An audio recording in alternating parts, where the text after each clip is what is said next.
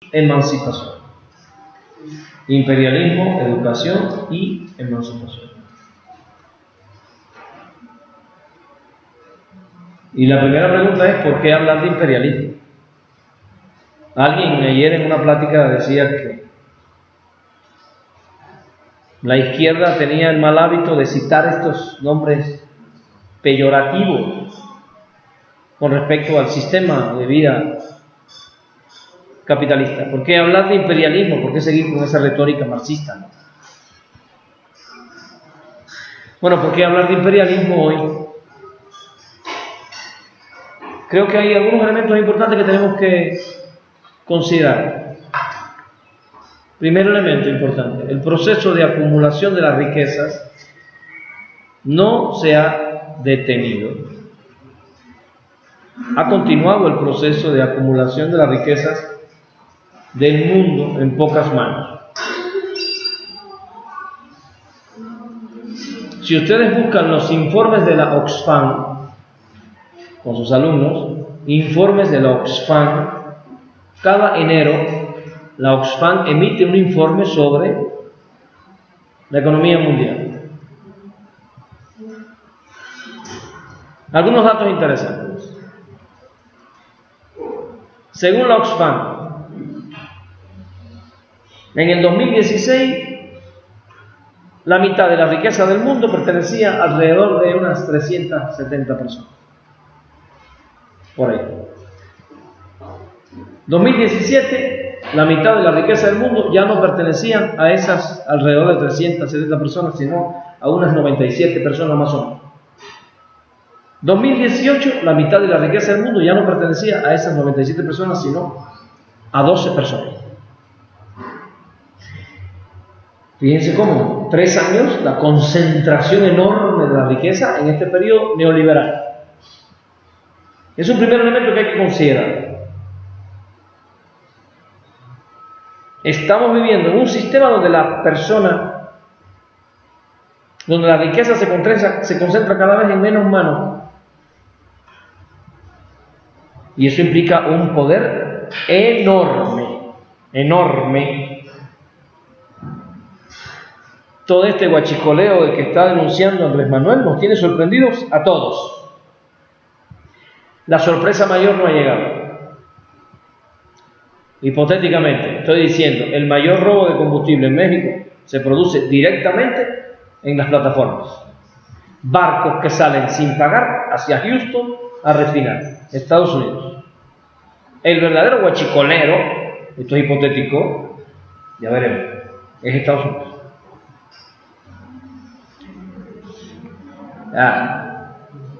Entonces, hay datos que tenemos que nosotros considerar. Por ejemplo, me voy a apoyar en un texto de Atilio Borón. ¿Cuántos países hay en América Latina? Del río Bravo a la Patagonia. Somos 33 países. Apréndanse ese número, porque somos 33 países hermanos frente a un mismo enemigo histórico. 30 más 3, 33 países. México es uno de los países más grandes de este continente, comparado con otros pequeñitos. Cuba, por ejemplo, es un poquito más grande que Oaxaca. Para que tengan el dato, Oaxaca mide aproximadamente 94.000 kilómetros cuadrados, un poquito más, pero no llega a 95.000. Oaxaca mide entre 94 y 95.000 kilómetros cuadrados. Esa es la extensión de Oaxaca. La de Cuba es 109.000 kilómetros cuadrados. Un poquito más. ¿Sí? Estamos hablando de 15.000 kilómetros cuadrados más. Cuba es un país muy pequeñito, con apenas 12 millones de habitantes. México es un país inmenso. 120 millones por ahí anda ya.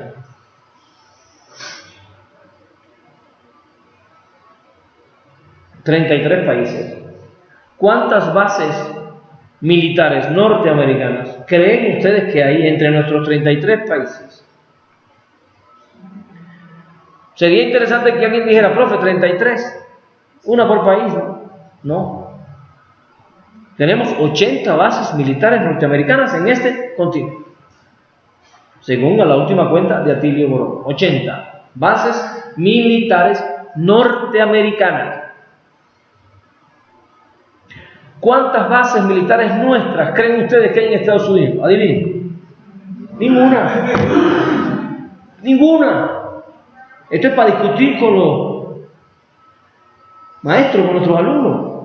A ver, vamos a ver por qué tenemos 80 bases de ellos acá y ninguna nuestra allá. ¿Por qué? ¿Quién es el imperialista? ¿Nosotros o ellos? ¿Quién está invadiendo a quién? ¿Nosotros a ellos o ellos a nosotros?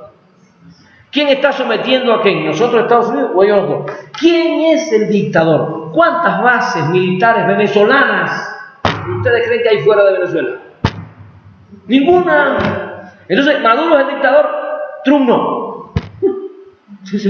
Este mundo está al revés porque la televisión te convence de que las nubes son bolas de fierros volando y la gente se lo cree. Una capacidad enorme de solventar el pensamiento humano e instalar ideas incluso absurdas, como la idea de Cuba, que Cuba es un peligro para los Estados Unidos. Eso es absurdo.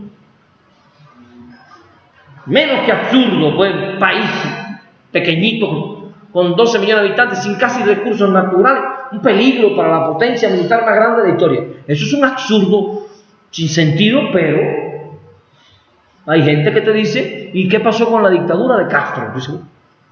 Dios, que se leyó. Es que no saben que en Cuba hay elecciones, nunca se enteraron que Fidel era elegido por el pueblo cubano cada vez que había elecciones. Lo que pasa es que la Constitución nuestra autorizaba que el pueblo pusiera al presidente a quien el pueblo quisiera. Pero yo estoy tratando de demostrar quién es el enemigo realmente. ¿Por qué hablar de imperialismo? 80 bases militares para 33 países.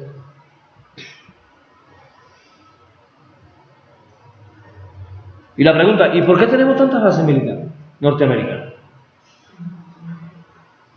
Bueno, una posible respuesta, que el otro día la dije en el Congreso: nos están cuidando.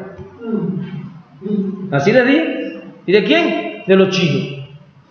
Profe, pero si los chinos nunca invadieron América, no importa, si un día se les ocurre, aquí están los americanos para que nos defiendan. O sea, así, de plano ya, así. Ah, no, nos están cuidando de los rusos. El comunismo ruso. Oye, pero si los rusos nunca invadieron América, nunca murió un americano asesinado por los rusos. No importa, pero si Putin se vuelve loco y viene a conquistarnos, aquí están los americanos para que nos defiendan. Así, a ese nivel hemos llegado de pensamiento absurdo. En los últimos 100 años hemos tenido en este continente más de 200 intervenciones de los Estados Unidos. Más de 200 desde los Estados Unidos. Y si quiere vayan más atrás y que empiecen con el despojo del territorio mexicano. De hecho, pudiéramos ir más atrás.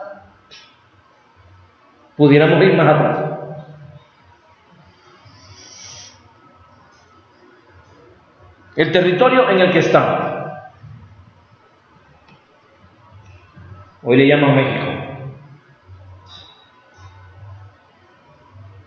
México deriva del mexica, que era una de las naciones de este territorio.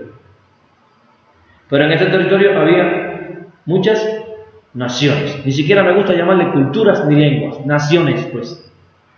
Los zapotecas eran una nación. Los mijes, los guaves, los chatinos eran naciones, con culturas, territorios. Lo que ahora lo dividimos a la mitad, Chiapas y Oaxaca, pues hay zapotecas allá y acá, y las naciones picadas a la mitad, con esta locura de los nombres que nos pusieron los procesos de conquista. Y hay quien se cree oaxaqueño. ¿Te gusta la comida oaxaqueña? Eso no existe. ¿Cómo que no existe? ¿No? Cuando yo me como un tamal, tiene que decirme si es mije, zapoteco, mixteca, ¿a qué nación pertenece? Porque la nación oaxaqueña no existe la lengua oaxaqueña. Y como no existe la lengua oaxaqueña, tampoco existe la cultura oaxaqueña. es parte de la dominación. ¿Existe la cultura viking? Sí, tiene su lengua.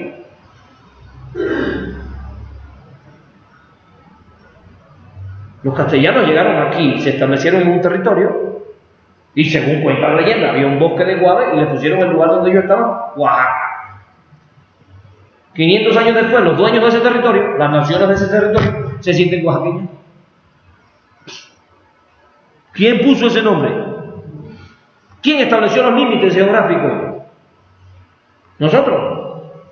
No. Hacen una guerra por regiones. Y ni siquiera averiguamos que las regiones se establecieron en el año 50 del siglo pasado, 57 más o menos, en la década del 50. No existen. No, que yo soy vallista. ¿Cómo que vallista? Tienes cara de zapoteco, ¿qué vallista? Ni qué vallista, eso es un invento. Pero como no quieren que tengamos raíces, ni memoria histórica, ni cultura, hacen una guerra por regiones. Le ponen a una región una piña en la cabeza, monocultivo imperialista, capitalista, y a bailar con la piña, y se siente la cultura de la piña. Y el monocultivo de la piña acabó con la producción nuestra agrícola, que era una producción que era solidaria con el medio ambiente. Y nos ponen una ropa que según que son las ropas de las regiones, eso es mentira. ¿Por qué la guelaguetza no se hace por naciones? ¿Por qué en la guelaguetza no bailan las naciones originarias de este territorio? ¿Por qué las 16 culturas madres de este territorio no participan de esa fiesta? Porque no quieren que tengamos memoria.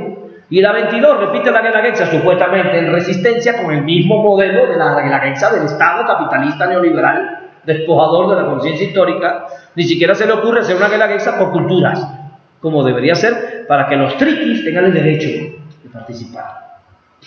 Pero no pueden participar. Ni los guaves, ni los chatunos. ¿Quiénes participan?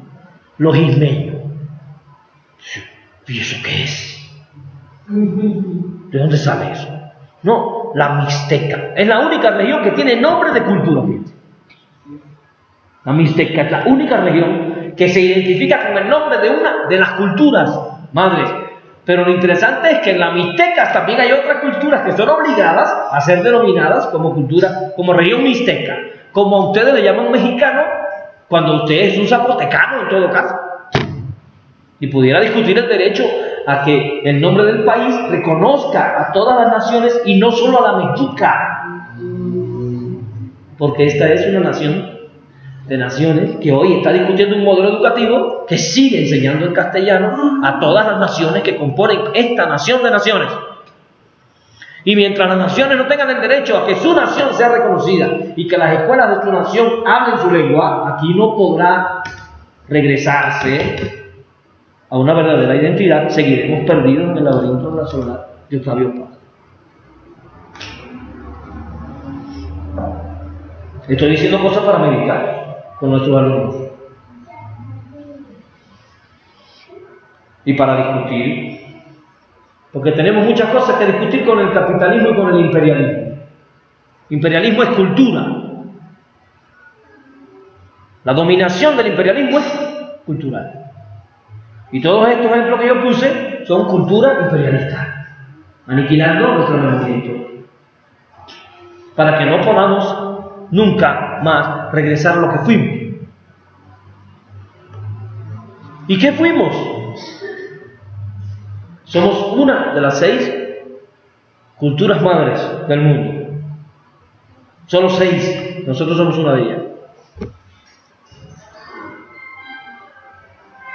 India, China, Egipto, Mesopotamia. Nosotros, los anáhuac y los incas. Somos anahuacas. Y lo más interesante es que el territorio del Caribe pertenecía a la náhuatl, lo que significa que yo soy un anahuaca taíno, lo que significa que yo no soy un extranjero. Y porque un cubano tiene que ir a la Cámara de Diputados de los mexicanos. Eso es una visión colonialista, imperialista de nuestro territorio. Este es nuestro territorio y nosotros comerciábamos con ustedes. Mucho antes de que llegaran los castellanos. Los castellanos, no los españoles. Porque España no existía cuando Cortés llegó aquí. Todavía no existía España. Existía el reino de Castilla, reinos católicos. al servicio del Papa. O sea que España no existía y México tampoco. O sea, España no pudo conquistar a México porque ni España ni México existían en el año 1519. Esto era una nación de naciones.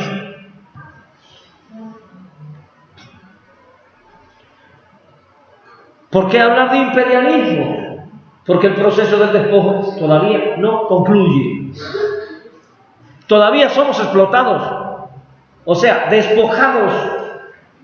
Nos están despojando. Primero de la memoria histórica. Porque si usted tiene memoria, a usted no lo pueden someter. Pero necesitamos gente sin memoria. Chatinos sin memoria. Mijes y zapotecas sin memoria de sus culturas y sus naciones. Que no hablen sus lenguas, que no sientan el dolor de sus muertos, de sus asesinados, que se sientan oaxaqueños y que estén felices en la Guelaguetza y además felices el fin de año y además festejando al Dios español. Eso es parte de lo que ellos quieren, porque así nosotros no tenemos la capacidad realmente de entender lo que está pasando ni lo que nos ha ocurrido a lo largo de la historia.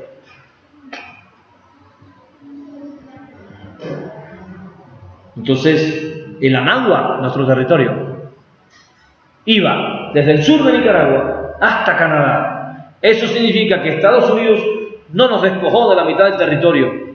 Todo su territorio nos pertenecía. Y esto hay que explicárselo a los muchachos. Ellos expulsaron de su territorio a los Sioux, a los Piel Rojas, a los Mohicanos, a todas las culturas madres que estaban en ese territorio, las expulsaron hacia el oeste, las aniquilaron, se apoderaron de todo eso. Los anglosajones. Cuando Trump dice que no quiere migrantes, hay que decirle, ok, estamos de acuerdo, regrésate a tu tierra, porque tu cultura es la cultura migrante en este territorio. Nosotros somos los dueños del territorio y quieren hacer un muro para que no pasemos de nuestro territorio a nuestro territorio. Esa es la lógica real del imperialismo, te despoja de la memoria para poder despojarte de la riqueza sin que tú sientas la agresión.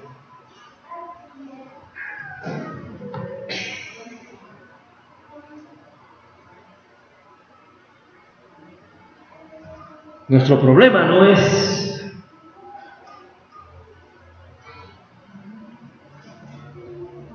la reforma educativa de Peña. Nuestro problema es la educación que teníamos antes de la reforma educativa de Peña, que es una educación que no enseña, en primer lugar, la memoria histórica. No sabemos quiénes son. Ahora, yo pregunté, ¿por qué tenemos tantas bases gringas?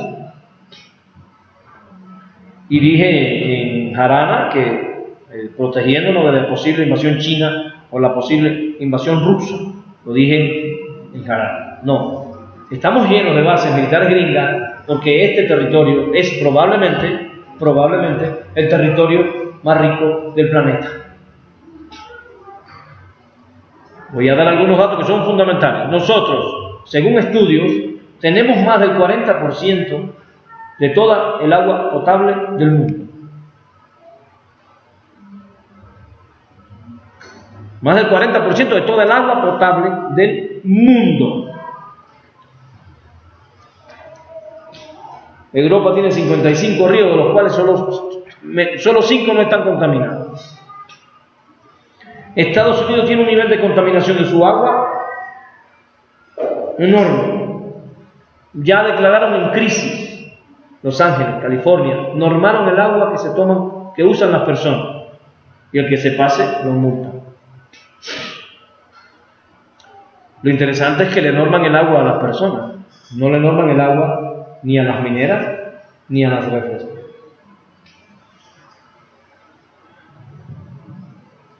México es campeón olímpico en consumo de refrescos. Eso significa dos cosas. Cuando digo campeón olímpico, estoy diciendo que es el país del mundo que más refrescos consume. Coca, Pepsi, Fanta, todas esas cosas.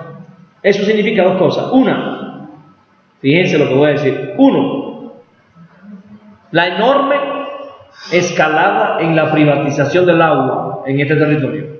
A no ser que alguien piense que traen los buques de agua de Estados Unidos y hacen la coca con el agua de ellos. A no ser que alguien crea que traen agua de Europa para hacer la coca. No. Todos esos refrescos que nos tomamos se están haciendo con nuestra agua, de la cual despojan a los pueblos originarios. Es nuestra agua la que está siendo contaminada, porque es una contaminación. Le echan todos esos químicos y nos la venden. Eso significa que cuando nosotros nos tomamos la coca, estamos siendo solidarios con la privatización del agua. Si yo tengo conciencia de que el agua es un derecho humano, no debería tomar refrescos. Para no solidarizarme con la privatización de un recurso tan vital para la vida. Bueno, el negocio del agua hoy en día produce 2 veces más riquezas que los hidrocarburos. O sea, el verdadero negocio no es el petróleo, es el agua. Aquí puede haber alguna persona que no tenga carro. En este público puede haber alguien que no tenga carro y no consuma gasolina. Pero todos los que están aquí toman agua. Y si quieres tomar agua, es interesante, la tienes que comprar. Ya no es posible en Oaxaca sacarla del pozo. Ya la tienes que comprar. No puedes tocar una casa, regálame un poquito de agua. Vas a un restaurante, me regala un vaso de agua, tenemos potes. Compras el pote. Los 120 millones de mexicanos tienen que tomar agua que se compra. Ahora sumen la población gringa, la población del mundo, para que vean que el verdadero negocio que no nos están diciendo es el oro azul, el agua. México aprobó, antes de la llegada de Morena, una reforma del agua que concede los pozos por 30 años. Interesante, porque hay un estudio en Estados Unidos para llevar agua del acuífero de Chiapas hacia allá. Y las reformas estructurales mexicanas, a quien verdaderamente beneficiaron, es a los intereses extranjeros. Esa casita de 80 millones de Peña Nieto es la migaja que cae de la mesa del imperialismo internacional. Al chihuahua que traiciona a su pueblo, porque ellos no son los dinosaurios, son los chihuahuas. Al servicio del dinosaurio. El dinosaurio está al otro lado de la frontera. Y no olviden el cuento de Monterroso. Y cuando despertó, el dinosaurio todavía estaba ahí. En 6 años van a estar ahí. Y el presidente nuestro, que es una persona decente, va a invitar al dinosaurio a la mesa. Y apenas se equivoque, le van a arrancar la cabeza. Y le van a decir al pueblo, se los dije. Y nos van a abrazar como los curas pederastas, otra vez. No nos estamos enfrentando a un partido político. Estamos frente a la historia, decidiendo qué queremos. No podemos olvidar que después de Juárez vino Porfirio Díaz. Algo no se hizo bien. Después de Cárdenas vinieron los gobiernos neoliberales. Algo no se hizo bien. Hemos tenido los mejores gobiernos de este continente. Llegamos al paraíso y después regresamos al infierno. Algo no hicimos bien. Estos 6 años pueden ser un paseo por el jardín para regresar otra vez a la azufre del infierno si no lo hacemos bien esta vez. Por eso tenemos que hablar seriamente del imperialismo y explicar cuáles son las amenazas. Dije, tenemos agua, ahí está el Amazonas. Ahora quieren derrumbar al gobierno legítimo y popular de Venezuela. Ahí está el Amazonas, el Orinoco.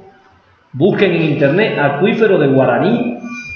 Tenemos el acuífero de mayor capacidad de regeneración del mundo y está rodeado de bases militares gringas. Los americanos no hacen bases donde no hay recursos. Vayan a internet y busquen un mapa de los recursos naturales en América, yo lo tengo por ahí, pero ahora no me va a dar tiempo.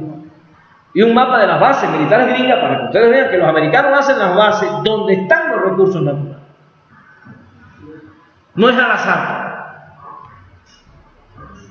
Y las bases militares de Colombia están rodeando a Venezuela, por supuesto.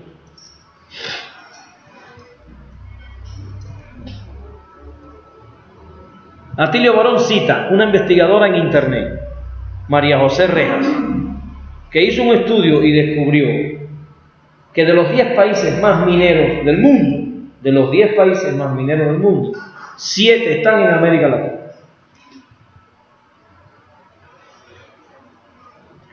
Tenemos el país del mundo que tiene más cobre, Chile. El país del mundo que tiene más plata, México. El país del mundo que tiene más oro, Venezuela.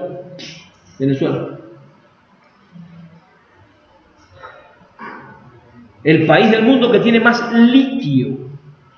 El litio se usa para las pilas del celular, para las pilas de la LAD, para las pilas de la tablet. Sin litio no hay tecnología.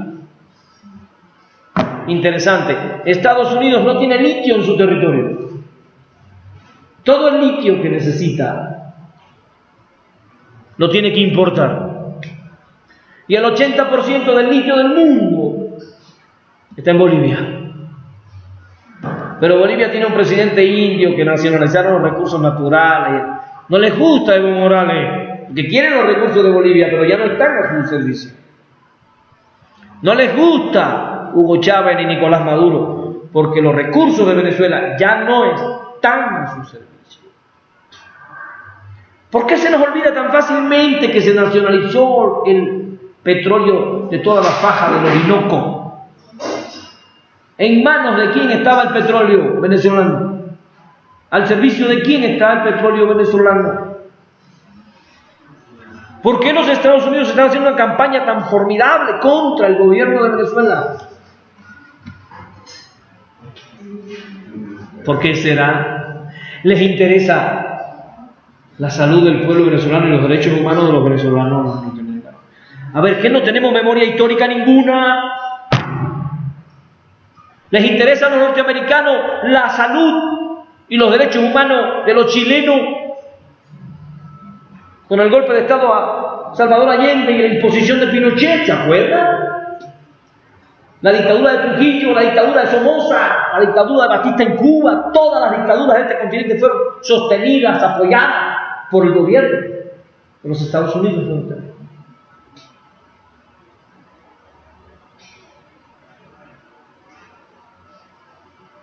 El primer exportador de plata del mundo desde hace 500 años, México.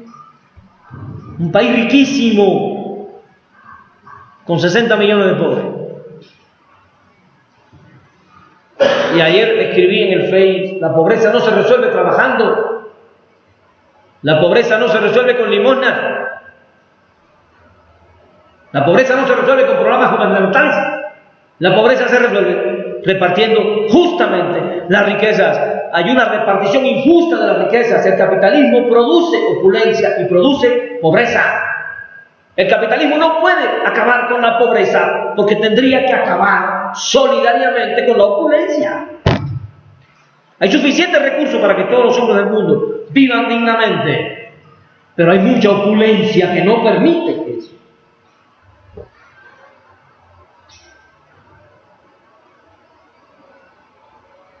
Ahí están los datos.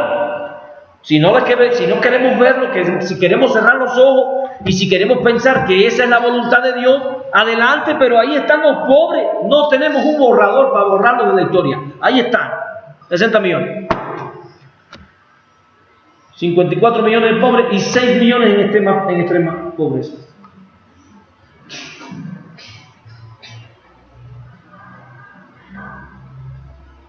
¿Por qué razón cada año el gasto militar de los Estados Unidos aumenta? ¿Por qué? ¿Alguien los ha invadido? ¿Hay algún país del mundo preparándose para invadir a los Estados Unidos? ¿Y por qué aumenta el gasto militar de los Estados Unidos? Porque el imperialismo necesita recursos naturales. Se acabaron los recursos naturales de su territorio. Tienen que despojar a otros países de sus recursos. Y para eso necesitan dos cosas: justificar sus guerras y llevarlas adelante. Y además, la guerra en el imperialismo es un negocio. Porque entre más armas y bombas se gasten, más se activa la industria militar, que también es un negocio. Por tanto, se negocia con la guerra. Se estimula la economía haciendo la guerra y además se conquistan recursos naturales.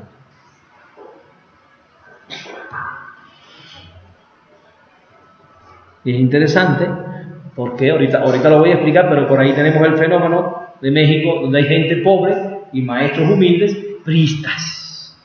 Es interesante, ahorita lo voy a analizar, porque eso significa que yo soy solidario con el imperialismo, con la explotación, con el despojo de los recursos de mi tierra, con los despojos del agua de mi tierra. Yo soy un muerto de hambre, dispuesto a morir por mi propio explotador, porque despoja a mis hermanos. Ahorita voy a explicar ese fenómeno, que es el fenómeno más importante al que nos vamos a enfrentar. Entonces estoy diciendo, imperialismo es despojo. ¿De qué? Primero, de las riquezas. ¿A qué vinieron aquí los castellanos? A despojarnos de las riquezas. Segundo, despojo de la memoria histórica. Despojo de la sabiduría. Por eso se habla de un ecocidio, asesinato de la naturaleza.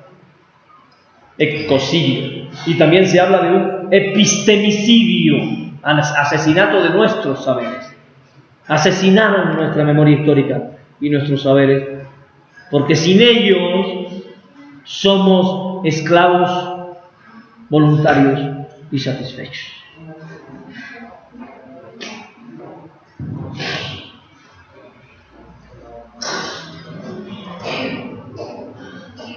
Despojo del territorio, de las riquezas. Un dato.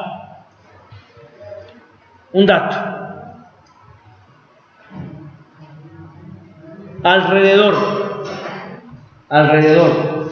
del 30% del territorio de lo que hoy conocemos como México pertenece a empresas mineras.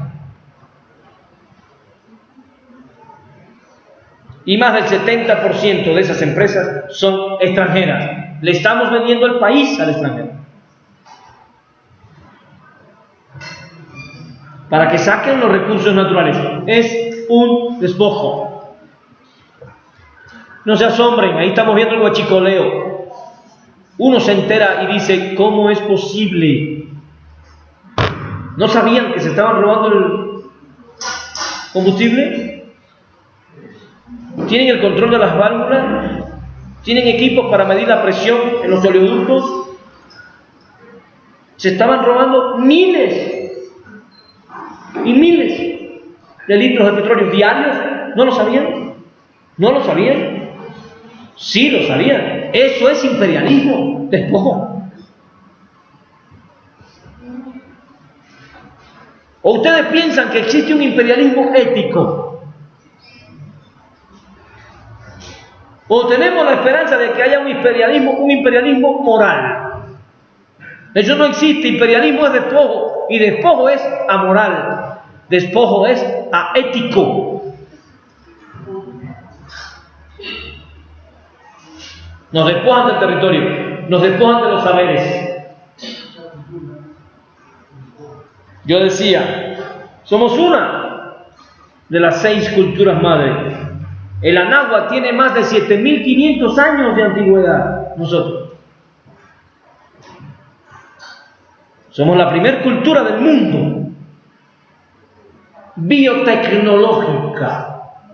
nosotros creamos el maíz con manipulación genética. Sin embargo, en la normal y en la prepa, cuando estudian biología, estudian las leyes de Mendel, y el niño se va con la idea de que Mendel es el padre, porque Mendel cruzó garbancito, comenzó con garbanzos y terminó con garbanzos. Nosotros creamos el maíz, no empezamos con maíz, terminamos con maíz. O sea, la creación nuestra es portentosamente superior a los garbanzos que cruzó Mendel. Pero nosotros no estudiamos a nuestra cultura en el lugar que le corresponde porque nos han robado. Creamos el maíz y creamos todas las variedades de maíz que existen. Genéticos, con cruzamientos genéticos. Y yo me imagino que ustedes son capaces, que todos deberíamos comprender, que esos cruzamientos genéticos no se hicieron ni por casualidad, ni por prueba y error. Ahí hubo anotaciones, observaciones. Lo que pasa es que los códices los quemaron y nosotros no sabemos, no tenemos cómo acceder al conocimiento que tuvimos. Somos la cultura madre que tiene más pirámides y más grandes del mundo. Y tú dices pirámide y todo el mundo piensa en Egipto. Por la hegemonía del capital. Nosotros estamos llenos de pirámides, ciudades enteras, construidas en una ubicación exacta con respecto al movimiento de los astros. Eso significa anotaciones sistemáticas y concienzudas de la bóveda celeste. Pero nos hablan de las leyes de Kepler, de las anotaciones de Tycho Brahe, y parece que Tycho Brahe fue el único que miró para el cielo. Y nosotros estamos llenos de pirámides que se construyeron según el movimiento de los astros, lo que ya nos lleva a pensar que teníamos anotaciones tan precisas como las de Tycho Brahe, como aquellas anotaciones que llevaron a las leyes de Kepler.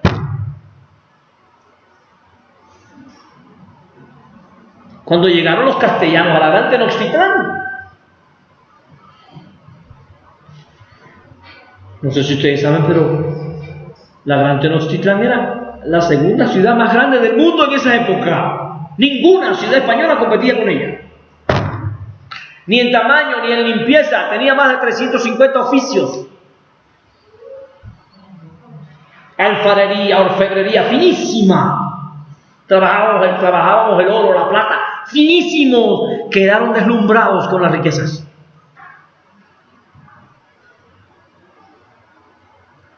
Pero hay otro elemento. No éramos una cultura de la guerra. Esa película de Apocalipto es una aberración. Profe, ¿por qué usted dice que no éramos una cultura de la guerra? Los mexicas no mataban, tomaban prisioneros. Nosotros no teníamos un desarrollo armamentista. Aquí nos enfrentamos a los españoles cuando llegaron con las mismas armas que cazábamos en el Paleolítico, Dios mío, con flechas y arcos y lanzas. De haber sido una cultura de la guerra, el desarrollo de las armas hubiese emparejado al desarrollo de la metalurgia. Nosotros producíamos metales. Y los españoles llegaron aquí con escudos, con cascos, con lanzas, que a nosotros nos deslumbraron. Nosotros no producíamos eso. ¿En qué hechos nos basamos para decir que éramos una cultura violenta o de la guerra? Eso es falso. Yo no lo considero. El desarrollo armamentista nuestro era demasiado primitivo para considerar que la guerra en nosotros era algo que movía a la sociedad. Realmente éramos una sociedad espiritual. Y yo les recomiendo leer, y si es posible, inviten, por favor, a Guillermo Marín. Y como estamos en una normal, buscar el texto de Guillermo Marín, Pedagogía Tolteca, México Profundo, y empezar a revisar y a repasar los elementos históricos que caracterizan nuestra cultura.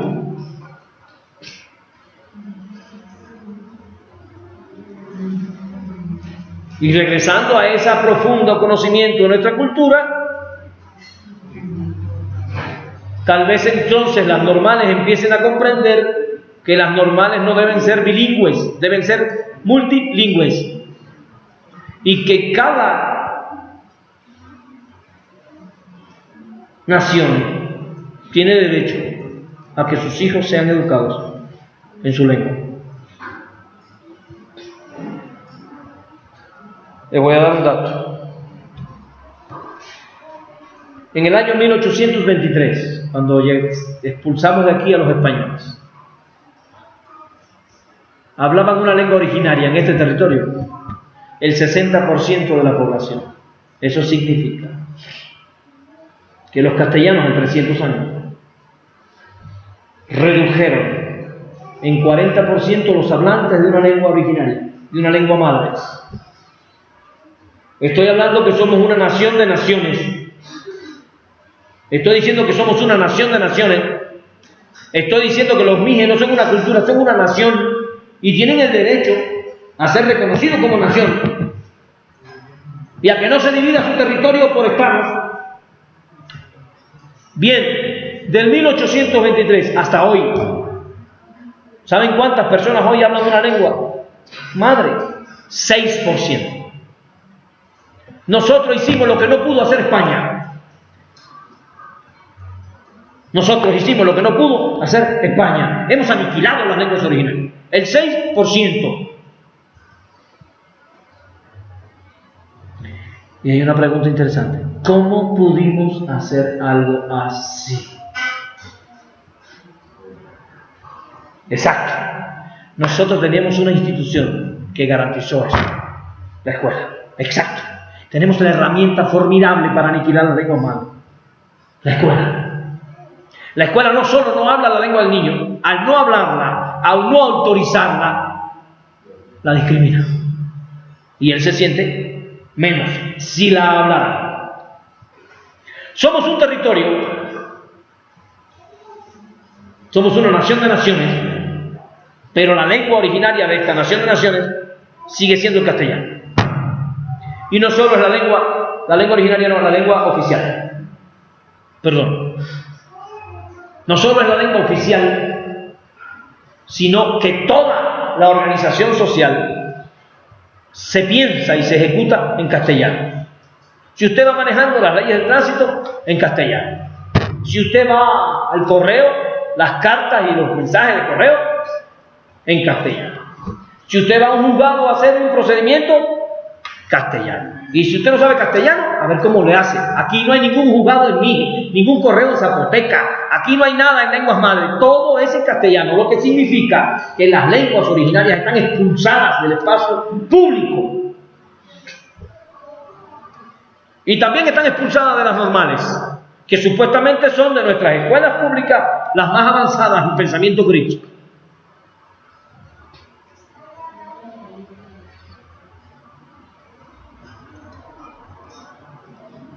Pero estamos discutiendo la reforma educativa si nos evalúan o si no nos evalúan. Como si ese fuera el real problema que nos enfrentamos. Estamos ante un proceso de aniquilación de la identidad, de la conciencia histórica, de las culturas originarias. Porque la hija más amada de la cultura es la lengua. Si se pierde la lengua, se pierde toda la cultura. Ninguna nación puede superar la pérdida de su lengua. Ninguna.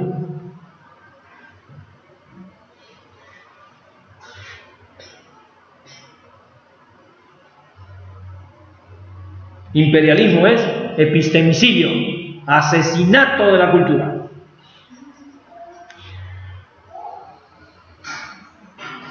Cuando llegaron los castellanos aquí,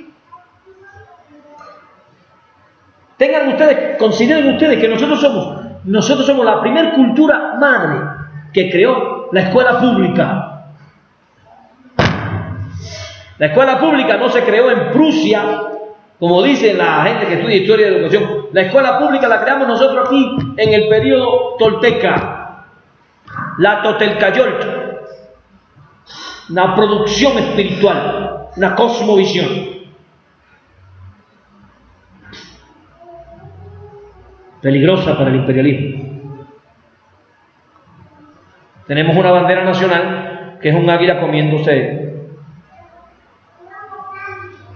una serpiente en un nopal. ¿A qué cultura pertenece eso? ¿A quién? ¿A la mexica? ¿Pertenece a nosotros?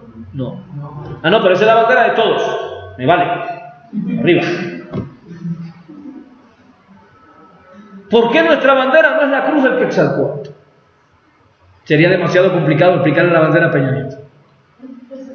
Porque la cruz del Quetzalcóatl es toda una cosmovisión. Y el Quetzalcóatl es una producción espiritual, no es una serpiente emplumada. Esa es la imagen. Pero detrás de eso hay una interpretación. Y la cruz del Quetzalcóatl establecía en el centro el equilibrio entre la razón y la intuición. Qué profundo. Pensamiento, creatividad. Razona, intuye, mira la realidad, pero siente, presiente. Porque la intuición es un presentimiento que está fuera de la razón, que está controlado por el subconsciente. Y a veces dice, algo me dijo que esto iba a pasar. Ahí está, porque no obedecemos a la intuición. Y ya ellos en esa antiguísima época, en la cruz del Quetzalcóatl, educaban a los jóvenes, enseñándolos el equilibrio entre la razón y la intuición. Y en el plano vertical, el equilibrio entre lo material y lo espiritual. Come, pero ten espíritu, que la tripa no gobierne tu mente. Que tus necesidades no te vuelvan un mezquino, buscando la satisfacción de lo inmediato. Eleva tu mente, eleva tu espíritu. Por eso el Quetzalcóatl representa la belleza, la espiritualidad, lo sublime. Y el Cóatl representa la inteligencia, lo terrenal, lo material. Por eso el Quetzalcóatl, cuando tú lo ves, no ves una serpiente emplumada, ves una construcción espiritual, ves el equilibrio entre un hombre que tiene un espíritu, que tiene un destino, que tiene una meta, pero que también disfruta la vida, siente la realidad, su compañero el árbol, un hombre que no se va del centro, porque la verdadera educación está en ese equilibrio, y ellos le llamaban a eso, educar a un joven, educar un rostro propio y un corazón verdadero. Era su lema. Un rostro propio y un corazón verdadero. Uno se pone a estudiar esas cosas y uno dice, por Dios, qué bueno sería que la reforma educativa nuestra regresara a algunos de esos elementos tan esenciales en la construcción de la personalidad humana. Pero no estamos discutiendo con el Estado que comprenda y asuma nuestro pasado histórico. Estamos discutiendo la evaluación punitiva. Me preocupa que cuando digan ya no hay evaluación, cantemos victoria y nos vayamos felices a nuestra casa, a seguir con lo que estábamos haciendo siempre. Así vamos a lograr realmente la liberación de nuestro pueblo de 500 años de robo de su derecho al saber, al comprender, al conocer.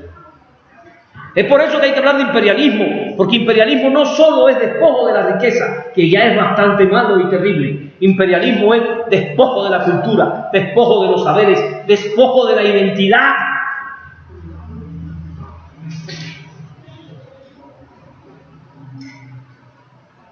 Eso significa que cuando yo hablo de imperialismo, estoy hablando del problema de la educación.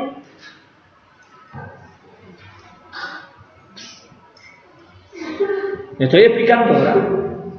Cuando llegaron aquí los castellanos, 1519, empezaron a organizar un tipo de educación para los hijos de los notables.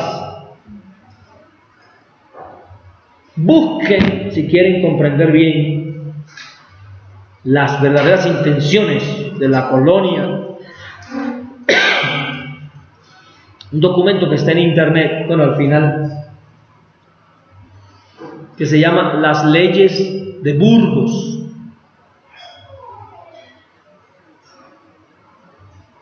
En las leyes de Burgos, el rey establecía para nosotros, los indios, así nos llamaban. Primero decía que éramos unos corruptos, disolutos. Corruptos, una de las culturas madres.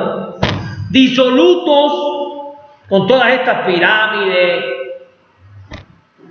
el chocolate, el maíz. Pone, Dios, ¿cómo que disoluto? Y no teníamos dinero. ¿Qué significa que no teníamos dinero? Íbamos al mercado y ¿qué hacíamos? Pero ¿saben lo que significa el trueque? Pero ¿saben lo que eso significa en el plano del ser humano? Que todo mundo producía algo. Porque no podías ir al mercado con la mano vacía, ni podías robarle la gallina al vecino. Todo el mundo producía para su bienestar y para el bienestar de otro. Todo el mundo producía para el otro y para sí. Porque yo tomaba las mazorcas que necesitaba y las otras se las daba a ella, que me daba una gallina. El trueque establece una relación de reciprocidad. El trueque impide la acumulación de las riquezas. El trueque impide la explotación de otros. El trueque define una sociedad de iguales. En lo fundamental, había diferencias entre nuestras culturas, eso después se puede discutir. No es lo mismo la mexica que la mije, que la zapoteca, que la mixteca. No es lo mismo el periodo olmeca que tolteca, que mexica. Hay diferencias, después se pueden discutir. Pero en términos generales, yo estoy diciendo que el hecho de que el mercado funcionara a nivel del trueque, ya detrás había entonces un sentido ético de la sociedad, una educación ética del joven y del niño. Se educaban para el intercambio, no para la acumulación. Usted no puede ser millonario de sandía. Para ser millonario hay que inventar el dinero, que es lo que usted puede acumular. Usted no puede ir, no, tengo 50 millones de gallinas. No. El dinero permite la acumulación originaria del capital, que se produce precisamente, según el marxismo, inicia con el sometimiento de América, porque nosotros pagamos el desarrollo del capitalismo, con toda la riqueza que se llevaron aquí. De hecho, el capitalismo comienza en el año 1492, el mismo año que Colón llega a las Antillas, Cuba. Me estoy explicando, ¿verdad? Entonces, yo estoy hablando que hay un despojo de la sabiduría, hay un despojo de la conciencia histórica, hay un despojo de los recursos. Ahora voy a decir dos cosas. ¿Quién garantiza el despojo de los recursos? ¿Cómo ellos garantizan que los recursos les sean asignados? Para eso tienen las armas, los ejércitos, la presión, la agresión. ¿Quién garantiza que no tengamos memoria histórica? ¿Quién garantiza que olvidemos nuestro pasado? Para eso ellos tienen al general Hollywood y al general Walt Disney. Y ahora tienen al subcomandante, el Chavo del Ocho, y al capitán de fregata, Bob Esponja. Porque usted analiza el Chavo del Ocho, no pertenece a ninguna cultura, no tiene ningún interés social, no tiene ninguna preocupación por mejorar el mundo. El Chavo del Ocho es un pobre que va a ser pobre siempre porque no tiene conciencia histórica, no sale ni va a salir nunca de su tonel, no va a la escuela, no lee, no se organiza, no se sindicaliza, no hace bloqueos ni plantones. Ese va a vivir un tonel 500 años más. Y así educan a nuestros hijos porque ese es su primer maestro ideológico. O el correcamino, papá. Un coyote que va bombardeando el desierto mexicano con el arsenal bélico de los Estados Unidos. Lo interesante de esa caricatura es que el coyote saca incluso el protocolo para el uso de las armas de racimo, armas atómicas, armas nucleares. Entonces ese coyote éticamente tiene un principio: el fin justifica los medios. Y si yo me quiero comer un correcamino, tengo derecho a acabar con el desierto, pero es mi derecho comérmelo. Y eso el niño lo está consumiendo cuando no tiene capacidad para pensar lo que le están haciendo y oponerse a esa lógica. Capitalismo es cultura. El capitalismo entra en nuestros hijos por los vasos capilares de los procesos de socialización. Cuando el niño se da cuenta que la coca hace daño, ya tiene el hábito de tomar. Cuando el niño discute con su maestra el daño de la chatarra, ya tiene el gusto por ella. Muy difícil luchar contra el capitalismo porque nuestros hábitos, nuestros gustos están modelados por el propio sistema de explotación. Y muchos maestros tenemos que escuchar tristemente que en las maestrías y los doctorados los alumnos nos dicen: profe, es que yo no estoy acostumbrado a leer. Cuando le dejas un libro de un sábado a otro, profe, es que leo no avanzo, reboto en la tercera página, no, y tengo una maestría en un doctorado, y eso no es porque sean malos alumnos, eso es porque son personas educadas por un sistema al que no le conviene que las personas lean, que las personas comprendan. El problema de la comprensión lectora no es un problema de método, es un problema de sistema. Y el problema de que Peña no recordara 3 libros no es porque Peña sea un ignorante. Peña es un hijo legítimo del sistema. Nuestro enojo no tiene que ser con él, tiene que ser con el sistema que lo produjo a él. Porque no es Peña, son millones los que no pueden mencionar 3 libros, porque al sistema no le conviene. Un pueblo que lee es un pueblo que no renuncia a su memoria histórica, que no renuncia a la libertad, que no renuncia a la lucha.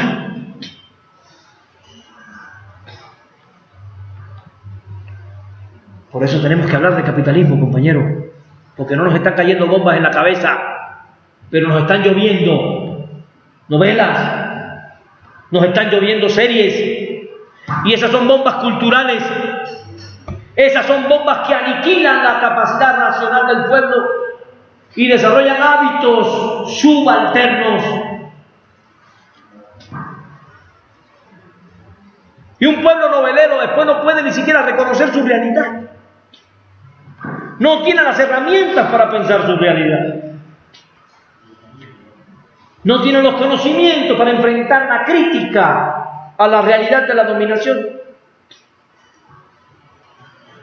Sí, tenemos que reconocerlo con mucha responsabilidad los maestros, los 2 aliados fundamentales de la dominación del capital. Tiene varios: el miedo y la ignorancia. Y la ignorancia es la amante del vicio. Con la ignorancia llega a su marido el vicio. El alcohol, todos los vicios que le roban al hombre el carácter y la conciencia de su destino, todos los vicios que nos someten y nos subyugan. A la China la dominaron con el opio, cuando la guerra del opio, recuérdenlo, y a nosotros con el alcohol. Salga a caminar los pueblos originarios y empiece a contar los alcohólicos que tenemos. Y un alcohólico no es solo un enfermo, un alcohólico es alguien que no lee, alguien que no se organiza, alguien que no lucha, alguien que no ubica a su enemigo, porque piensa que su enemigo es el alcohol. No reconoce que detrás del alcohol hay un enorme enemigo histórico que lo alcoholizó, porque así le puede robar su futuro, su riqueza y su conciencia sin que él se revele. Y detrás de la opresión a la mujer está el mismo enemigo histórico. Pero esas feministas laias de la clase burguesa, educación antimachista para acabar con la violencia a la mujer. Si queremos acabar con la violencia a la mujer, hay que acabar con el capitalismo, que es la madre de la violencia a la mujer, y el padre. El problema de la violencia a la mujer no es un problema de actitud de un ser humano separado de su origen social. Todas las violencias del sistema emergen de la esencia explotadora y despojadora del mismo. La misma violencia hacia los gays, hacia las mujeres, hacia los negros, hacia los indios, todas son manifestaciones del mismo hecho contundente de que es un sistema de despojo. Y para despojarnos, nos divide, nos disemina, establece entre nosotros grandes grietas, como la que hoy hay entre el zapatismo y Morena.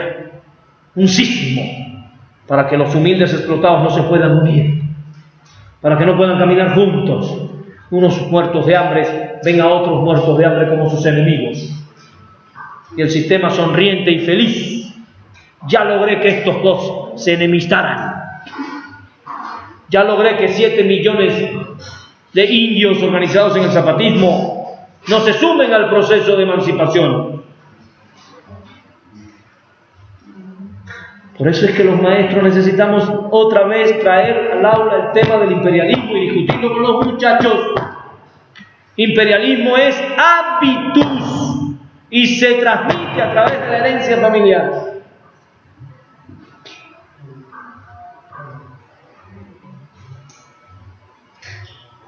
Y es interesante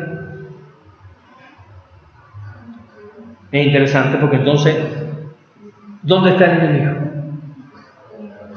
¿Dónde está el verdadero enemigo al que tenemos que vencer? Aquí adentro. O sea, aquí adentro. Tenemos una conferencia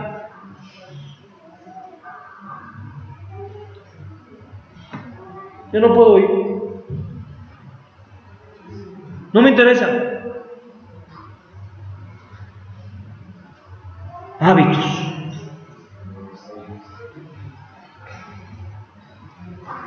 Al rato llego. Hábitos. ¿A quién le conviene que usted no esté aquí escuchando? Que usted no esté aquí escuchando. ¿Quién se beneficia de nuestra inconsecuencia?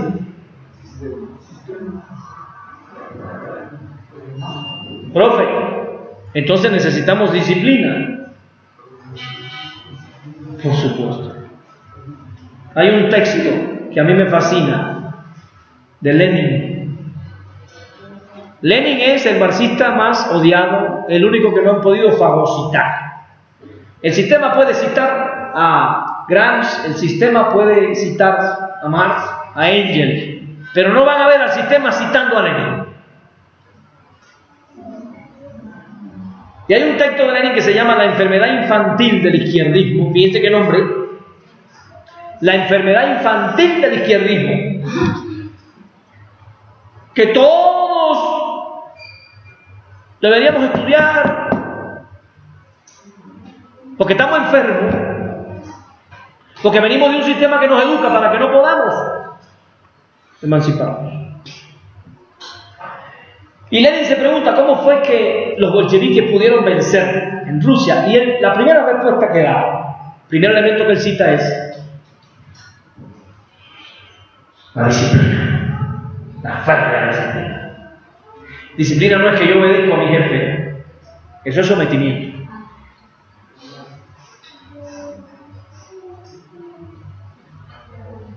Disciplina no es que los hijos obedezcan a los padres, eso es sometimiento. Usted no debe educar a sus hijos para que lo obedezcan. Usted debería educar a sus hijos para que obedezcan a su conciencia. Educar hijos conscientes que después puedan dirigirse por sí solos y asumir el resultado de sus decisiones.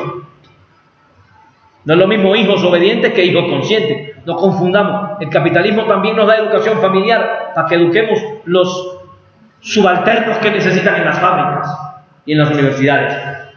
Orejas gachas, sin hablar, calladito, te ves más bonito, escucha, anota y aprende. Ese es el capitalismo en la cultura escolar. Ahora, ¿qué es disciplina para nosotros? ¿Qué es disciplina para la clase obrera que se quiere emancipar? Si es que ustedes quieren emanciparse.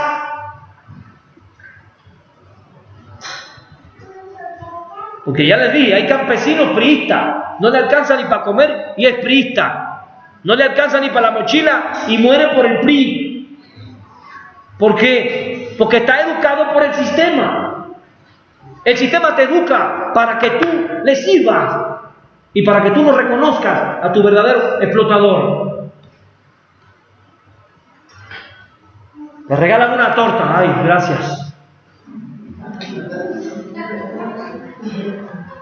No lo estoy diciendo como burla, lo estoy diciendo como reto.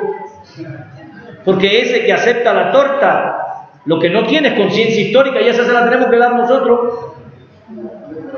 Ese que acepta la torta no puede ubicar a su enemigo porque no tiene el conocimiento suficiente para hacerlo. Y nosotros tenemos que dárselo, porque si no en 6 años va a volver a venderse por una torta y va a ser nuestra responsabilidad histórica.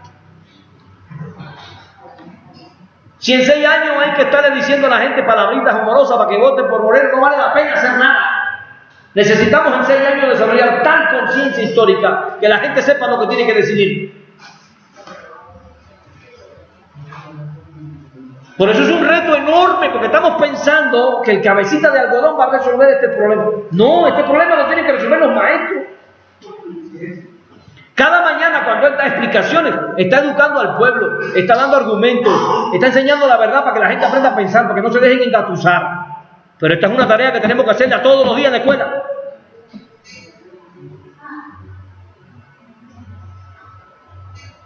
¿Nos queremos o no nos queremos emancipar de la dominación? ¿Queremos o no queremos que este país sea nuestro y que todos podamos vivir dignamente?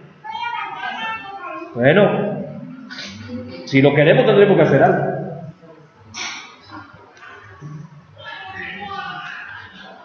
No nos podemos sentar a la puerta de la casa a esperar que pase el cadáver del imperialismo. Si queremos que se muera, tendremos que matarlo. No se muere solo.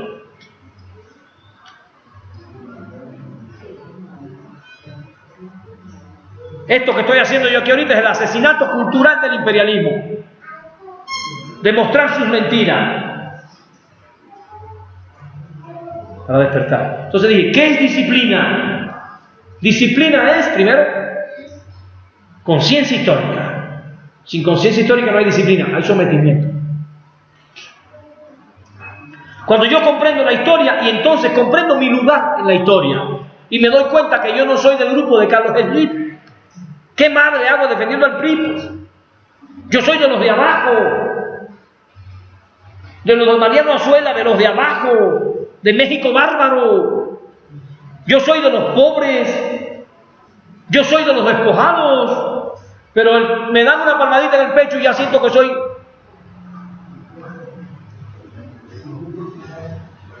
Fíjense si es triste. Es como ese esclavo que por ser fiel a su amo, el amo lo pone de capataz. Le da una casita y un látigo para que se dedique a controlar a sus hermanos de antaño. Y ahora no los ve como hermanos porque tiene su casita y él tiene el látigo. Los ve por arriba y golpea a sus hermanos para que produzcan. Y en las tardes se sienta en el banquito de la casa y dice: como me ama mi capataz, qué bueno es mi patrón. Por este patrón yo soy capaz de matar a cualquiera. Nunca estuve tan bien como con este patrón. Fíjense qué acto de traición más vil. Es por eso que Zapata los ahorcaba. Zapata perdonaba a un enemigo leal, pero a un traidor lo ahorcaba. Porque decía, el que verdaderamente le corroe el alma a la patria es este traidor, que no es de un bando ni de otro, que está viendo a ver cómo se beneficia, que está viendo a ver cómo resuelve su problema personal a costa del pueblo, a costa de sus hermanos. Esta es una rata, hay que ahorcarla, lo ahorcaba. Y Villa los ahorcaba. No digo ni que esté bien ni que esté mal, estoy diciendo que en un momento de la historia los que se levantaron a defender este país tuvieron que ser consecuentes. Nosotros no nos vamos a educar, tenemos que educarnos, porque detrás de esa conducta hay mucha ignorancia, desconocimiento, incomprensión. Entonces, hasta aquí la primera parte de mi plática. ¿Por qué hablar de imperialismo hoy? Porque el imperialismo es producción de mercancía, producción material de mercancía y producción simbólica. Producen mercancías y producen símbolos. O sea, producen un tipo muy especial de comprensión de la realidad.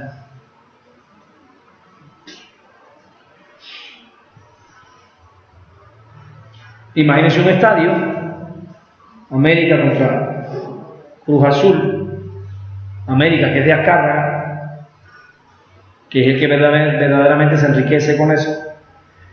Pero hay un grupo de carpinteros que son de América y se sienten más americanistas que Azcárraga. Y en el estadio se caen a pedrada con un grupo de albañiles que son de Cruz Azul.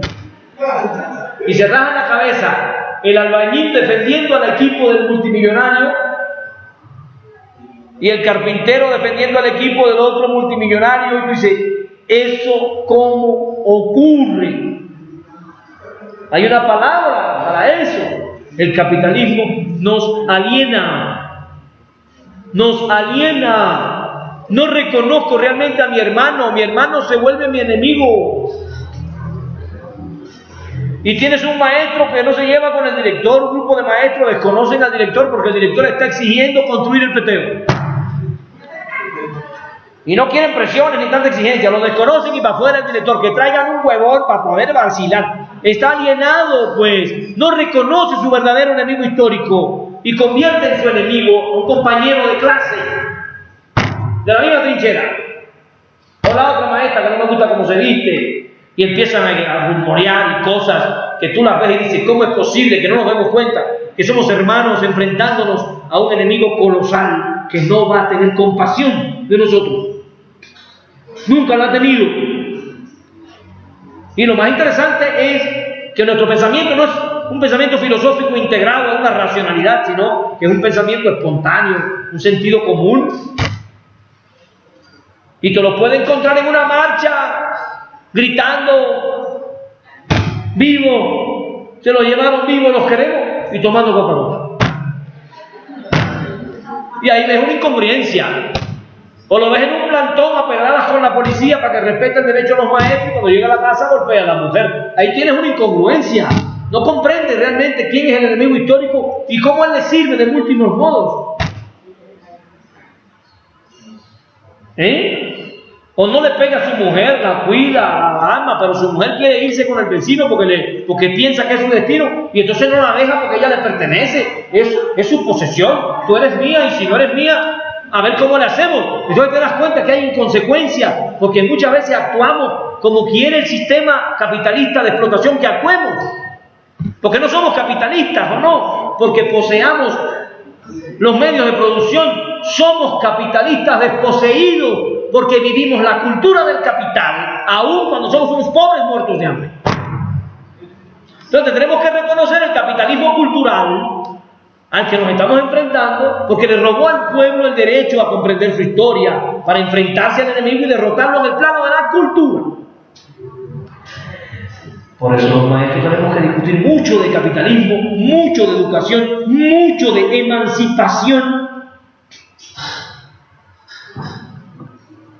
Y los que pudieron ver la intervención que el 9 fue en la Cámara que hice, todo el tiempo lo que quise decirle a los congresistas fue: al nuevo proyecto educativo hay que ponerle la palabra descolonización. Si no dice descolonización, no es lo que queremos nosotros. Porque queremos una educación integradora, democrática. Esos son eufemismos. ¿Cómo tú puedes integrar a un muerto de hambre que viene con hambre, que no va a hacer la universidad porque no tiene dinero para pagarse una renta de un cuarto, que no tiene para viajar, que su papá migró, su madre tiene 6 hijos, está en la secundaria y tú no quieres integrar? ¿Integrarlo qué? Si él trae una condición real de vida que no admite más que ponerse a trabajar de joven o casarse a los 15 años para que un hombre la mantenga y aguantar lo que sea. No hay integración educativa sin justicia económica. Eso hay que entenderlo. No hay integración educativa sin justicia económica. Si la familia no tiene la posibilidad de darle a su hijo la vida digna que se merece y que llegue a la escuela alimentado, vestido, ¿qué integración? Es un invento. ¿Cómo que educación democrática si se roban las elecciones?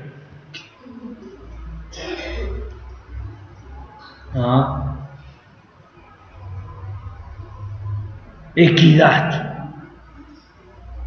¿Qué equidad puede tener mi hijo Miguelito con el hijo de Carlos Elí?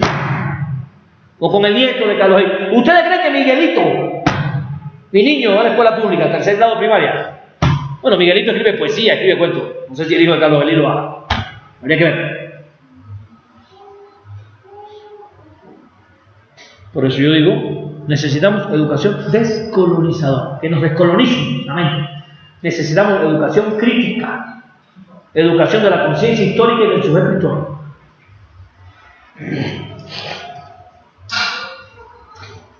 Ahora yo pregunto,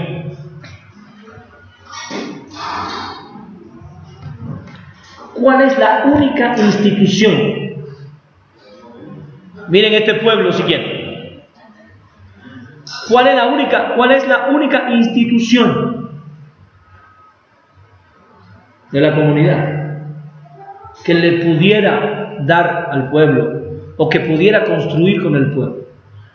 La conciencia histórica. ¿El palacio municipal? ¿El mercado? ¿El zapatero? ¿El dentista? ¿Cuál es la única institución que puede asumir una tarea histórica como esa? La escuela. ¿Y cuál es el único profesional que lo puede hacer? Maestro. Eso no lo pueden hacer los abogados, eso no lo pueden hacer los médicos. El maestro tiene el medio, tiene la escuela, tiene las condiciones, porque su función es educar. Puede ser un excelente maestro o un maestro con problemas, pero los dos comprenden que su función es relacionarse con el otro para establecer un acto educativo, ¿sí o no? Y cualquier maestro, por malo que sea, sabe que él tiene que leer, aunque no le guste. O sea, las tareas fundamentales del proceso de emancipación coinciden con las tareas del maestro. No tenemos que inventar nada nuevo, no tenemos que darle más chamba, como dicen acá. Lo único que tenemos que hacer es exigirle que haga lo que tiene que hacer. Que lo haga yo. Lo único. Profe, ¿y sigo usando los libros gratuitos? ¿Todo lo que yo expliqué de la Totelcayol está en los libros gratuitos? No. ¿Puedo conocer la verdadera historia de este país con los libros gratuitos? Miren, les voy a poner unos ejemplos para que ustedes se den cuenta en qué nos convirtieron a los maestros.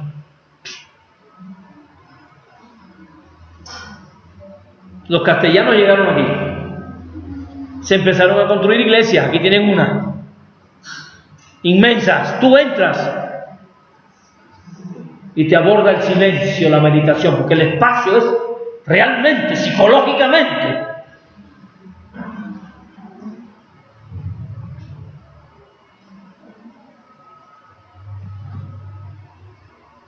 Empezaron a escolarizar a los hijos de los notables.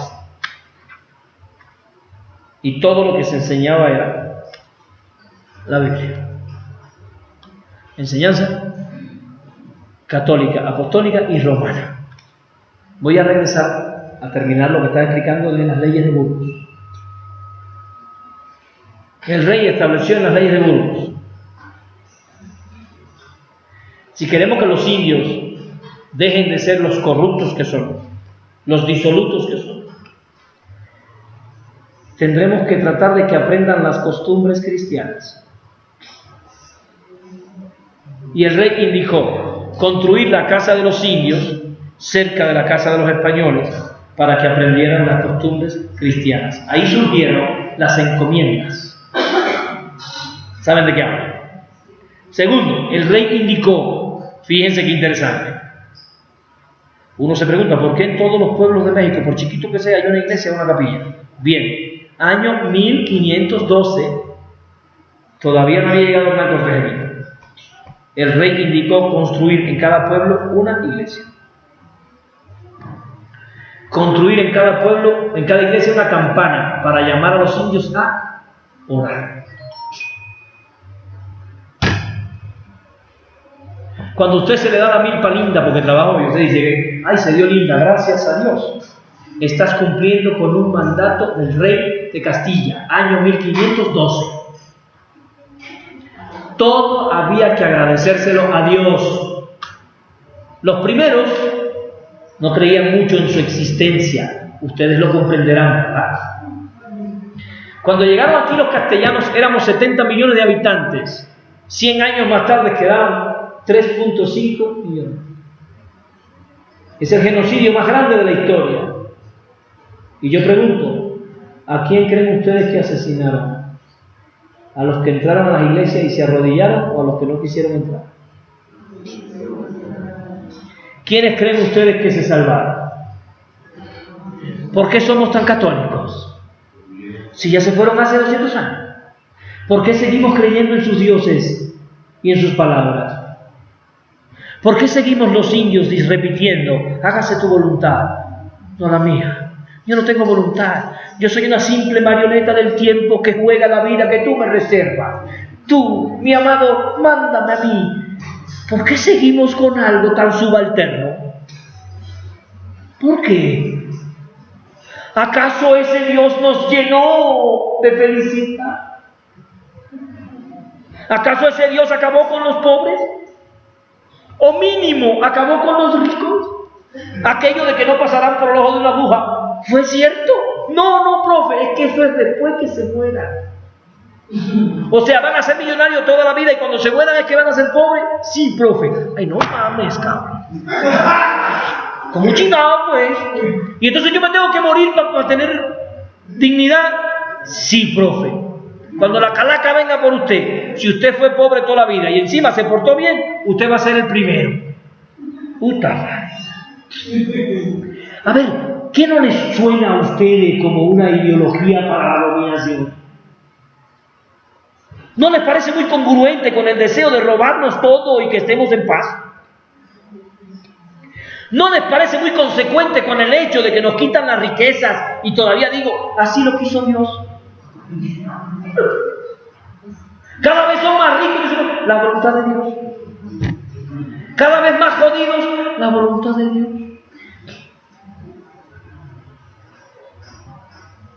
Pensar. También tenemos que descolonizar a Jesús. Porque el pobre Jesús, que se fue a hacer su plantón y por eso lo asesinan. Porque Jesús no estaba pidiendo, estaba haciendo. Fue un rebelde, fue un revolucionario, fue un organizador. Así se refiere a él Carlos Marx, el creador del primer partido. ¿Por qué la Iglesia Católica no hegemoniza la imagen de Jesús con el látigo, sacando a los usureros del templo? Porque no les conviene. Imagínense a Norberto Rivera con esa imagen detrás. El empobrecido le diría, oiga, pero usted no hace eso que está ahí. ¿Por qué la imagen que la Iglesia Católica hegemoniza de Jesús es Jesús clavado en una cruz tieso, sin poder declavar, sin hacer nada? Porque no les conviene un Jesús activo.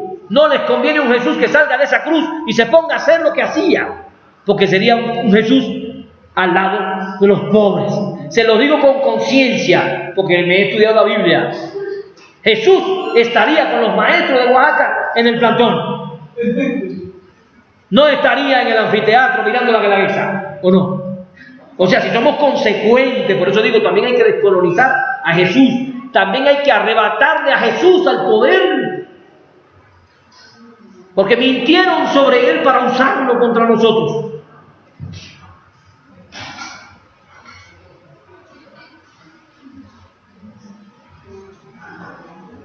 Por eso tendremos que hablar de imperialismo. Hay toda una dominación de la mente. Entonces yo decía, termino con las leyes de Burgos, porque no ha acabado. Lo más drástico, ahora que los maestros no quieren que los evalúen cada 2 años. ¿Saben ustedes cuándo fue la primera vez que en nuestra historia se nos examinó? Busquen leyes de Burgos, año 1512. El rey indicó aplicarle un examen a los indios cada 15 días para ver lo que habían aprendido.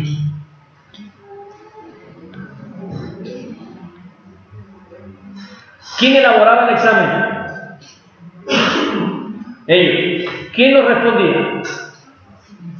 Nosotros. ¿Quién calificaba? Ellos. ¿A quién calificaba? Nosotros. ¿Quién sabía lo que había que saber? Ellos. ¿Quién no sabía lo que había que saber? Nosotros. ¿Se les parece al examen que le hacemos a los alumnos? Por eso en el Oaxaca Evalúa dije, deberíamos dejar de examinarnos. El examen es un acto de dominación, así llegó y así ha sido siempre. El maestro define lo que el niño tiene que saber. Incluso me dice a mí que el niño tiene problemas para aprenderse lo que se tiene que aprender. El niño habla mije, zapoteco, bilingüe, y el maestro nada más que habla castellano. ¿Quién creen ustedes que es más inteligente? Todavía me dice que un niño bilingüe tiene problemas en español. Para aprender la lengua, ya habla 2 lenguas, y él nada más habla una. Estoy tratando de que nos demos cuenta de cómo la dominación todavía prevalece en el acto educativo. Mire, para que tengan otro dato, año 1600. Año 1600. Los maestros españoles le escribieron una carta al rey. ¿Quieren saber ustedes cuándo se sindicalizaron por primera vez? Escuchen. 1600. Los maestros españoles le escribieron una carta al rey quejándose porque había mucho indio y mucho negro enseñando. Indios que sabían leer, negros que sabían leer y contar, se contrataban como maestros y la gente de dinero les pagaba, y los españoles menos trabajo. Le escribieron al rey: pinches indios enseñando en la tierra de los indios, cabrón. ¿Y saben lo que mandó a decir el rey? Mandó un edicto estableciendo las características que debería tener un maestro. Escuchen, ¿quieren ustedes saber cuáles eran las características que el rey exigía para poder ser maestro? Chequen esta sala a ver quién pudiera ser maestro. Primera, tenía que ser español. Segundo, tenía que ser católico, apostólico y romano. Tercero, tenía que ser bueno. Y cuarto, para mí el colmo, pero lo puso el rey, tenía que tener los ojos claros.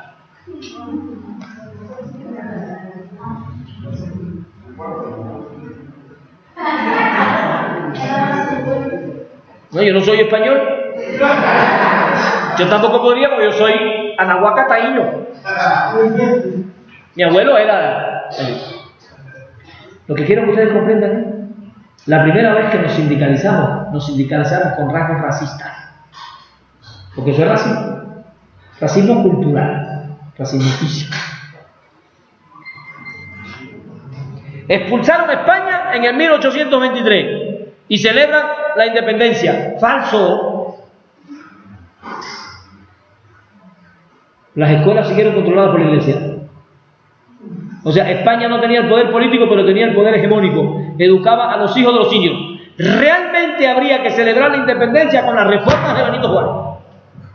Porque Juárez fue el que le dijo a la iglesia: me regresas a la tierra, te sales del poder político y me regresas a la escuela. Ahora vamos a construir una nación. Ahí realmente deberemos discutir la independencia de España. Para que sea independencia, tiene que ser cultural, no solo política. Profe, ¿pero qué pasó? ¿Por qué estamos así? Bueno, después de Juárez, el golpe de Estado de Porfirio Díaz, ya saben, el porfiriato arrodillado frente a los intereses de Estados Unidos, entregó este país al capital. Cuando más escuelas se construyeron, fue cuando más pobres construimos también. Solidario, fíjense qué interesante. Con todas las escuelas tecnológicas y todo lo que hizo Porfirio, generó un nivel de explotación enorme. Y empezó la aniquilación de las lenguas originales. Estoy explicando estos momentos de la historia para que nos demos cuenta que tenemos un pasado que participa de lo que somos hoy y que ese pasado hay que desconstruirlo. Por eso la palabra es descolonizar el pensamiento. Empezar a pensar con cabeza propia. Empezar a pensar con herramientas antisistémicas. Dejar de obedecer al sistema. Darnos cuenta dónde está la manipulación, darnos cuenta dónde está la mentira.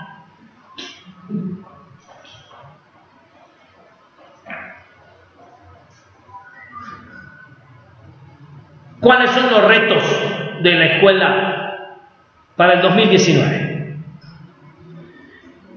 En mi opinión. Primero, si hacemos un análisis muy frío, votaron por Morena dicen que alrededor de 30 millones. Pero en México hay 54 millones de pobres y 6 millones en extrema pobreza, son 60. O sea, hubo 60 millones de pobres que no votaron. ¿Y eso qué significa? Que por alta que sea la montaña de desaparecidos, por grande que sea el número de mujeres violentadas, por cara que esté la gasolina y la tortilla, hay pobres que no votan. Esos 30 millones que no votaron van a votar en 6 años. Habría que ver. Habría que ver, porque algunos de los que votaron por hartazgo, estaban cansados de estos corruptos, no votaron por conciencia histórica, no votaron porque tengan un proyecto de nación, no se leyeron la propuesta de Morena. A nivel de sentido común, dijeron, esta es la única opción, es lo único que no hemos probado. Y hubo hasta quien dijo, la mujer le dijo, si no votas por Morena te parto la mano. Y fue y votó. Yo lo que quiero con estos ejemplos es que comprendamos que una cosa es el disgusto con el sistema que teníamos y otra cosa diferente es la conciencia histórica. Porque la conciencia histórica implica cambio de hábitos. El disgusto con el PRI no implica cambio de hábitos. Eso significa que votaron por Morena y salieron corriendo a ver el fútbol otra vez. Votaron por Morena y salieron corriendo a ver el Chavo del Ocho y María Desamparada otra vez. No nos confundamos, compañeras y compañeros. No votaron por Morena y salieron a leer. No votaron por un cambio y salieron a estudiar. No están haciendo análisis crítico de la sociedad. Siguen con sus hábitos alienados y esperando que ahora el gobierno les mande un programita que les permita comer. No nos confundamos, compañeros. Estamos frente a la historia y en la historia los errores se pagan muy caro. Ya tuvimos nosotros a Porfirio después de Juárez. Fue terrible lo que nos pasó. Y tuvimos a Peña, a Fox, a Calderón, a Salinas de Gortari, a Miguel de la Madrid, los gobiernos cardenistas y los gobiernos neoliberales. Después de los gobiernos cardenistas, no hicimos lo que había que hacer. Voy a poner ejemplo para que los retos hay que entenderlos mirando alrededor. Miren a Brasil, Lula da Silva sacó de la pobreza más de 40 millones de brasileños.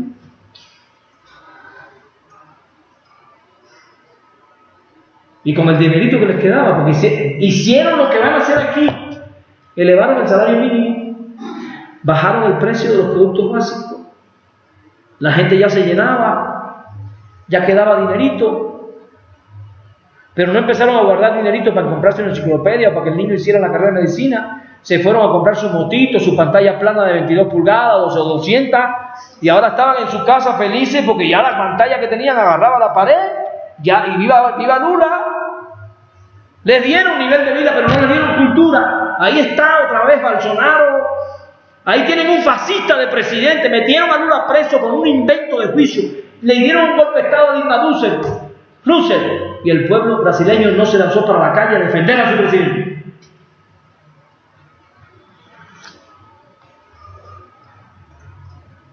¿Por qué cuando le dieron un golpe de estado a Hugo Chávez, el pueblo se lanzó a la calle en masa y lo sacó de la cárcel? Ya les estaban dando conciencia. ¿Por qué no terminan de derrotar a Maduro con todo? No pueden. Busquen las imágenes. El pueblo venezolano en masa apoyando a su presidente. Tienen conciencia. Le están dando conocimientos. Con la barriga llena, con la cabeza vacía, no se garantiza la historia. Miren Argentina con Néstor Kirchner, Cristina de Kirchner, todas las cosas buenas que les pasaron a los argentinos. Y acaban de votar por Macri. Un fascista, ahí lo tienen ahora sufriendo. ¿Nos puede pasar a nosotros? ¿Ustedes creen que Televisa va a ponerse a educar al pueblo? ¿Ustedes creen que TV Azteca va a empezar a desarrollar programas educativos para que el pueblo tenga conciencia histórica? ¿Quién tiene que darle al pueblo la conciencia histórica necesaria para que nunca más quiera ponerse de rodillas? ¿Quién? la escuela.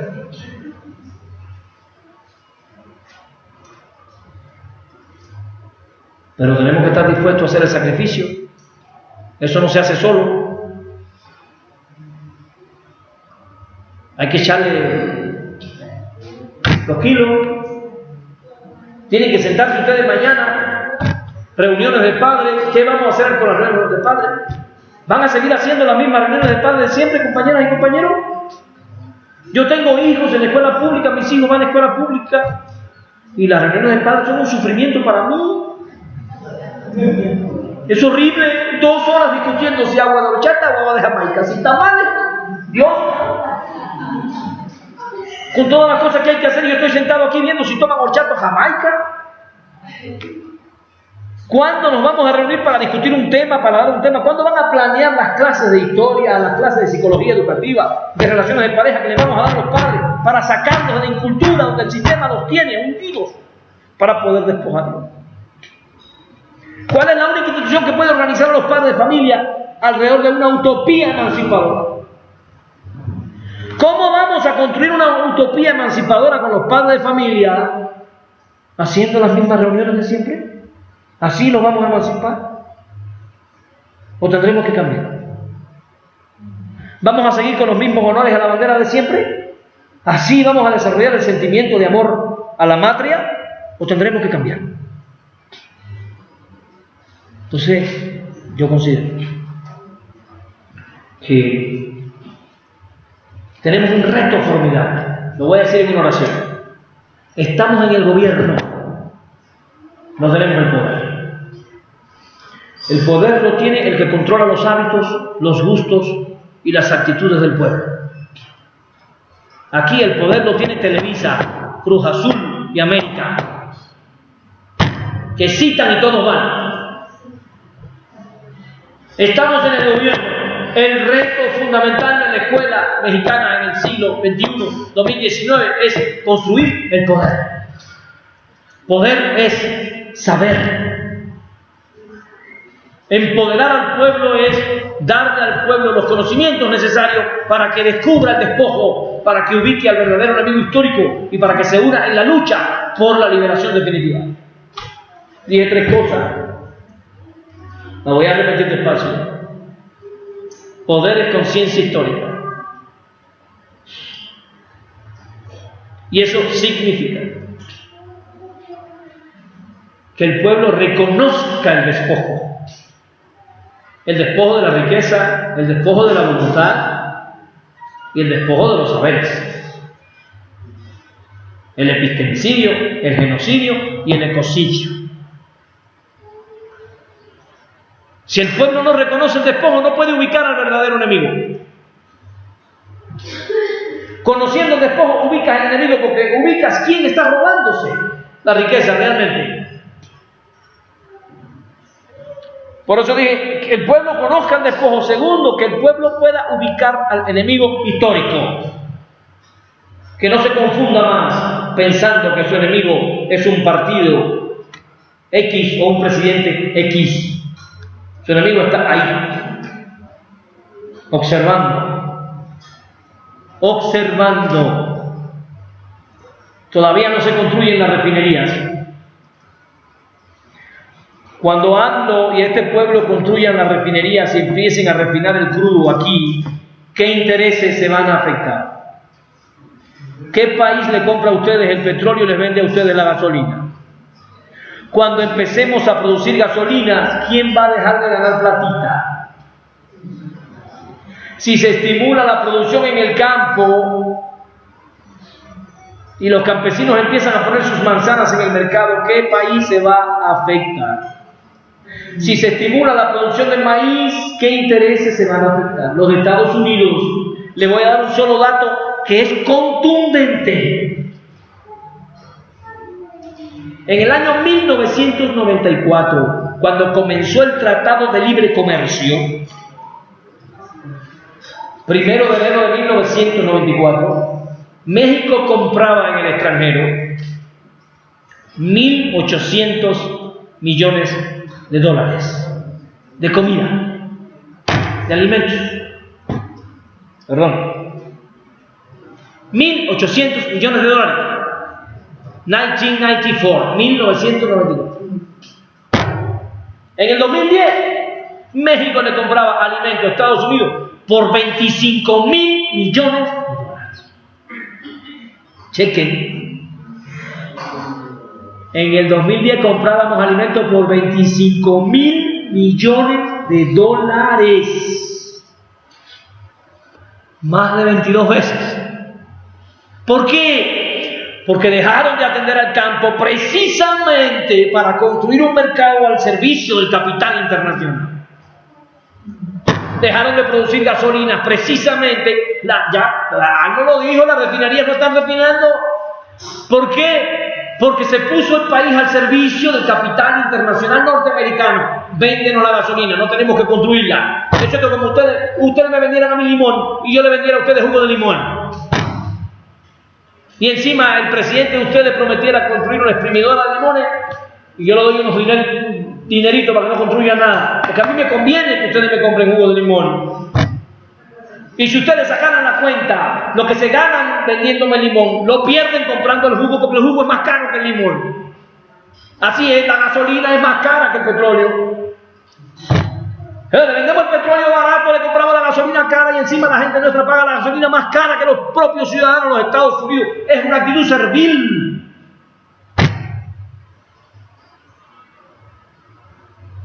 La función fundamental del neoliberalismo fue poner los recursos de este país al servicio de intereses extranjeros.